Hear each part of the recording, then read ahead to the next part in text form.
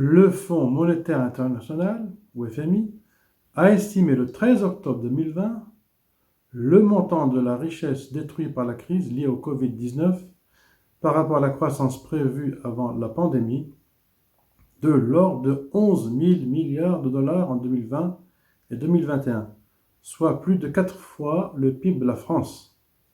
Bonjour à toutes et tous, j'espère que vous allez super bien. Allez, c'est parti pour une analyse économique. La destruction de richesses calculée de 2020 à 2025 est quant à elle évaluée à 28 000 milliards de dollars, ou 28 trilliards de dollars pour les puristes.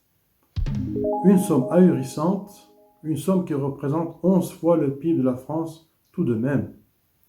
Nous rappelons que le PIB français en 2019 était de 2 426 milliards d'euros, avec un taux de croissance de 1,5%. Nous vivons à l'heure actuelle une crise économique mondiale la plus grave depuis la Grande Dépression de 1929, a rappelé Gita Gopinath, économiste en chef du FMI.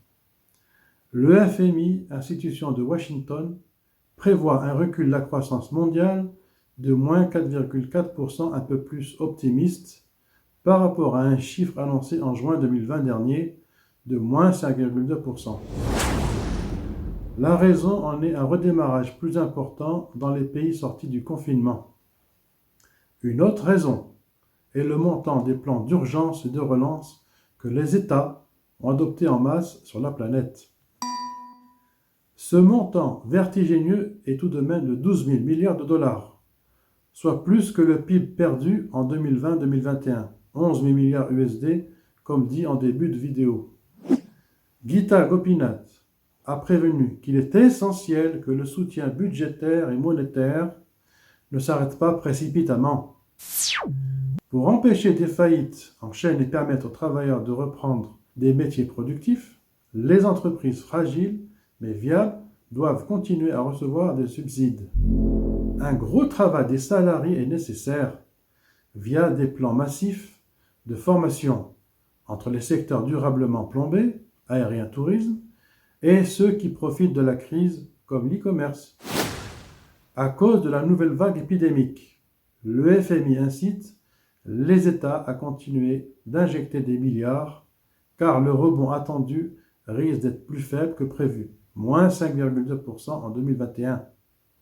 Le FMI reste inquiet pour les pays émergents.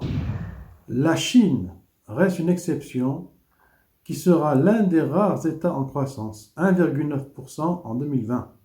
Quant aux pays émergents, ils seront les plus affectés par une perte du PIB estimée à 8,1% sur 2 ans.